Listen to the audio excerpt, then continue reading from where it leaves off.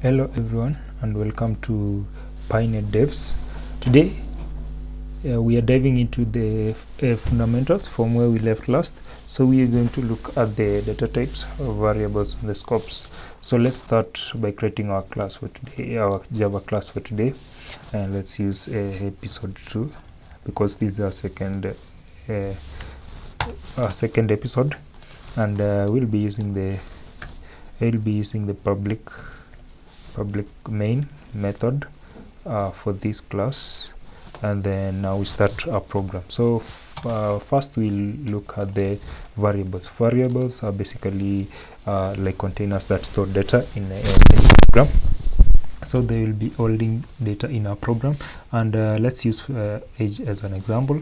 So let's say int age let's say 18. So the age holds the data 18, and with another example, maybe string, you can say string name, maybe John Doe. So John Doe will be holding the name, the name will be holding the data John Doe. If we try to just say, let's say system out.print in maybe age, and we run this using the shift F10, we'll be able to see the 18 in the console. In this example we have 18 age, and if we change to, let's say, name, that's our variable name, we'll be able to see the name John Doe in the console, and here it is. So that's how we declare variables and assign them values. So in this case, declaration of a variable is just basically giving a name to a variable. Let's say, for example, we declare the age 2. This is a declaration, basically pure declaration. And if we want to assign a variable which we call initialization, we can just say we can initialize maybe the age 2, which is 40. In this case 40 age 2 now holds the data 40, and if we try to say system print in age, let's say age 2, and we just run in the console, shift F10, we'll be able to see now we have age 2 at 40. So this is basically initialization and declaration of a variable. And anytime we declare a variable, we must initialize with the data. If we don't, we will always get an error of fail to the data is not initialized. And the second thing that we are going to look in is the data types. So data types are basically used to classify and specify a data with the possible values and the operations that can be performed in the data. Those are the data types, and in Java we have two main data types. We have the primitive data types. So we have the primitive types, and we have the non-primitive types. What's the difference? So the difference is basically these are single values that are directly stored in the memory. For example, we have like int. Int is a primitive data type. So int a, we can say a is, let's say, 20, and so int holds the integer. So this one holds the integer values only, integer values. And then we can also have maybe the double, let's say double holds the decimals, and then these are the main ones actually. So we have also the character holds the single characters. So this one holds the single characters. And then also in this case we have the boolean can be either true or false. So let's say boolean d can be either true or false, or if we say if is maybe student is true or false.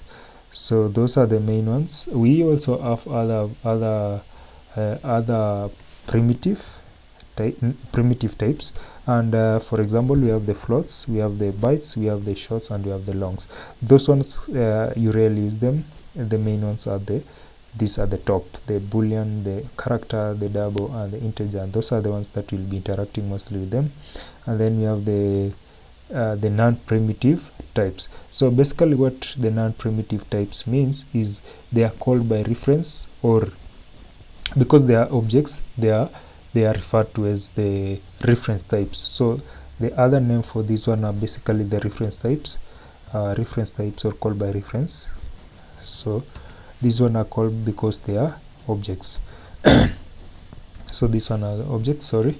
So for example, we have the main one that is inbuilt in Java, and this one is string. If we say string, maybe greet, we can say greet is hello. Yeah, so this one is a string type of a non-primitive data type. We can also have integers in array, and we can declare this one maybe the ages.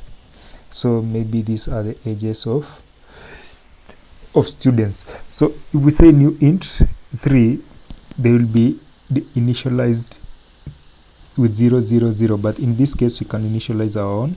I can say maybe age 18, 16, then we have 18, and then we have 20.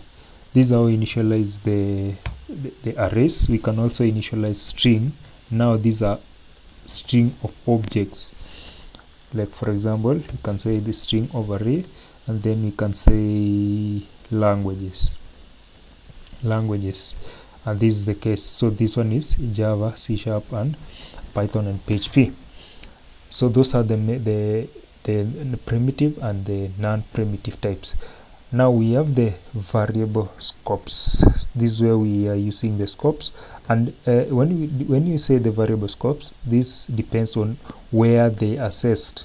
If we declare a variable just below the class, let's say string, and then say my variable, my episode, we can just initialize with global. So this means that this one can be accessed within the whole class. So these methods, all the methods and blocks under the class can access this variable in this case. So in our notes we have the class level. All methods and blocks under the class have to have access to it, and then you can be able also access there is the declaration of at the method level. Like in this case, in this class, any variable that we have declared in this class can be accessed within this class, and we cannot we can say, maybe for example in this case, we can just access a variable that we have declared here, like age, and if we run a shift F10, we'll get the age of that is already assigned in this class, that is age is 18, and this is the case, age is 18.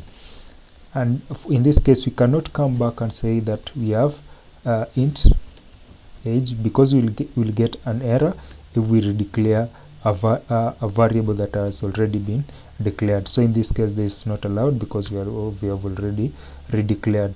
And then the third one is at the scope level, the block level. So the third scope is the block level. So in this example is, let's say, if I remember we had the variable is student, which is a boolean, yes or no, we declared it true, and then we can now say int let's say y, year 1990, and then we cannot access this one because it is in a block of an if statement. If we come here and say, let's say system out, so system print line, and say let's say here, and then we say concatenate with here, we'll get an error. If we run this with shift F10, we expect an error, So this one will get an error. So yeah, so this one says that cannot find symbol variable here. So you cannot find this one because it is declared inside the scope, a scoped at block level. So if we move it inside that we can be able to, if we move it inside the block, we can be able to print. If we rerun this, we will be able to see the year 1990. Yeah, so you see here 1990, and that's how the block level works. This one works within the if statements and the loops, yeah, and other blocked level scopes. So basically that's what we have seen today, and I think that's a wrap. Now that I think you have a glimpse of the basics of data types, the variables and the scopes. If you found this helpful, smash the like button, subscribe, and hit the bell icon for more tutorials. See you in the next tutorial. Goodbye.